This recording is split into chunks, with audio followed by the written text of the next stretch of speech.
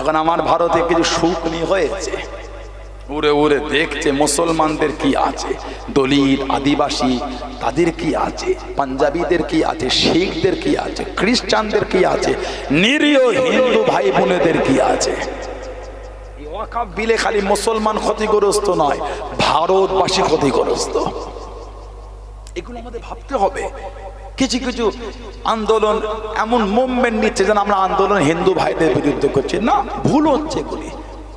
যদি খালি ভাবেন এই আন্দোলন মুসলমানের আন্দোলন, হেরে গেলেন। যদি ভাবে এই আন্দোলন শুধু মুসলমানের আন্দোলন, হেরে গেলেন। এই আন্দোলন ভারতবাসীর আন্দোলন। হিন্দু মুসলমান, পাঞ্জাবি, গুজরাটি, মারাঠি, শিখ, বৌদ্ধ, জৈন, দলিত, আদিবাসী সবার আন্দোলন এটা। কেন? প্রপার্টি ধ্বংস হলে ভারতবাসী ক্ষতিগ্রস্ত হবে। ওয়াকফের সম্পত্তির উপরে কত হসপিটাল, কত স্কুল আছে, কত মাদ্রাসা আছে, কত কলেজ আছে, কত হসপিটাল।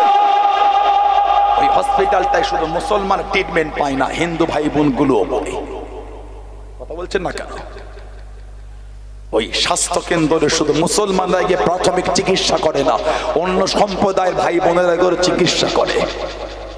এই সম্পত্তি যখন তার হস্তক্ষেপ হবে, তাহলে তো সমস্ত সম্প্রদায়ের লোকই ক্ষতিগ্রস্ত। কত ওয়াকফ প্রপার্টির উপরে মার্কেট আছে, হিন্দু ভাই বোনেরা ওই মার্কেটের দোকান ভাড়া নিয়ে ব্যবসা করছে, আছে না নাই?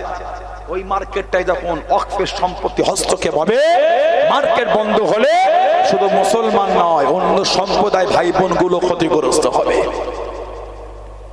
কথা বল না? ঠিক বলছি যে এটা ভাবতে হবে আমাদের। শুধু এই আন্দোলন মুসলমানের আন্দোলন নয়, ভারতবাসীর আন্দোলন। ফাঁসিবাদীদের বিরুদ্ধে, অন্যায়কারীদের বিরুদ্ধে আমাদের এই আন্দোলন তীব্র করে তুলতে হবে।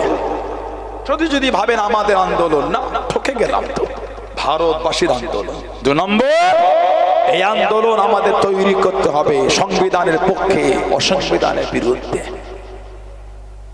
সংবিধান বিরোধী আইন করেছে। কেন? ভারতের সংবিধান, বাবা সাহেব আম্বেদকর যে সংবিধান রচয়িতা করেছেন, সেই সংবিধানে এই যে ধর্মের আর্টিকেল যেগুলি লেখা হয়েছে, এই আর্টিকেলের বিরুদ্ধে আইন তৈরি হয়েছে। না না,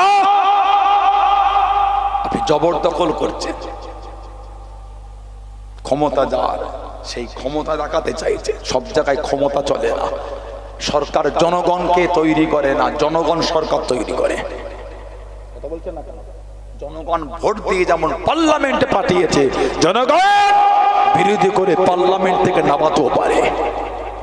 জনগণ কেলে পাগলামি করতে চেয়েছি, এটা আমাদের ইমানই দায়িত্ব। আমি রাজনীতির আলোচনা করি না, আমাকে দেখেছেন, আমি করি না, করি।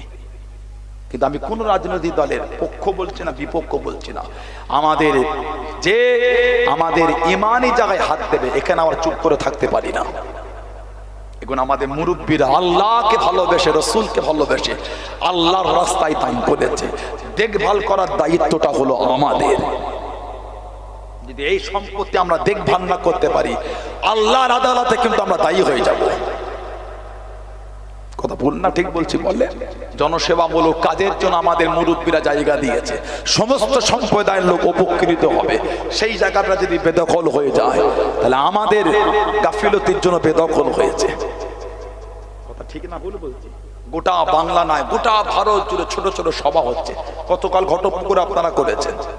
শুধু ঘটপুকুর নয়, গোটা বাংলা নয়, গোটা ভারত জুড়ে করে করে করে বাংলায়, কলকাতায়, বিহার, একদিন দুদিন নয়, দীর্ঘ মেয়াদী আমাদের আন্দোলন চলবে।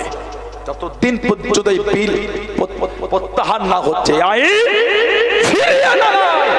আমরা আমাদের আন্দোলন বন্ধ করব না। বলুন ইনশাআল্লাহ, বলুন ইনশাআল্লাহ।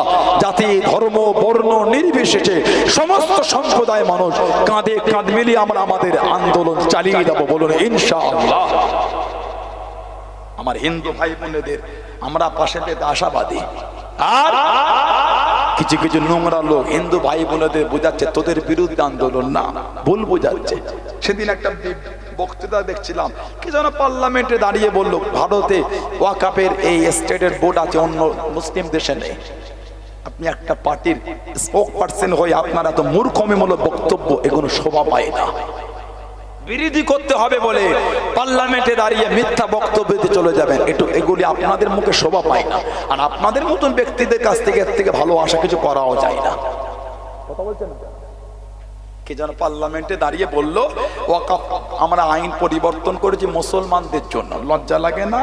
যখন মুসলমানগুলিকে, দলিতগুলিকে, আদিবাসীগুলিকে, নিরীহ মানুষগুলিকে, পিছিয়ে পড়া মানুষকে ট্রেনে, বাসে, রাস্তাঘাটে হত্যা করে দেওয়া হয়, তাদের নিয়ে কথা বলার মতন আপনাদের সময় থাকে না? আপনারা আবার গলা উঁচু করে পার্লামেন্টে বলেন সাধারণ নিরীহ মুসলমানের জন্য এ আইন। শরম লাগে না আপনাদের?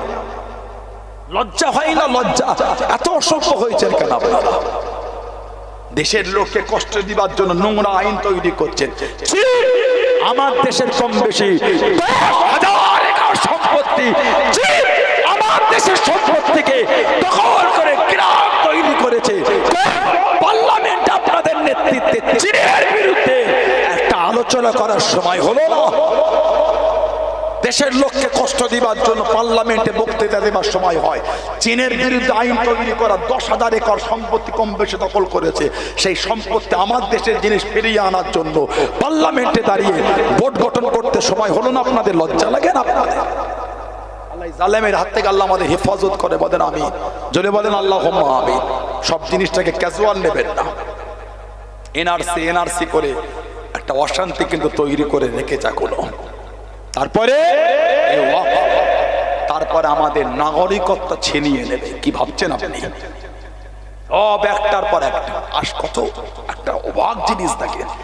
নতুন করে এই ওয়াকফের সম্পত্তির অশান্তি লাগিয়ে দিয়ে এর মধ্যে গ্যাসে 50 টাকা করে বাড়িয়ে দিয়েছে শুধু মুসলমানের জন্য। বলে মুসলমানদের গ্যাস 50 টাকা বেশি, তাই তো ভক্তদেরও বেশি। কথা বলে না? একটু হ্যাঁ কথা। এই জালেম সরকারের ভক্ত, তাদের জন্য 50 টাকা করে গ্যাসে বেড়ে গেল। ওদের আন্দোলন নেই কেন বলেন তো? আমরা তো ধর্মের অশান্তিতে এই রঙে ব্যস্ত আছি। আসে সবাই আমরা কাঁধে কাঁধ মিলিয়ে দেশকে রক্ষা করার জন্য, সংবিধান বাঁচাবার জন্য সমস্ত সম্প্রদায় কাঁধে কাঁধ লাগিয়ে নোংরা চিন্তার বিরুদ্ধে তীব্র আন্দোলন করে তুলে আল্লাহ আমাদের কামিয়াবি করেন। বলুন আমিন। বলেন আল্লাহুম্মা আমিন। সম্পত্তি আমাদের মুরব্বীরা আল্লাহর রাস্তায় দান করেছে।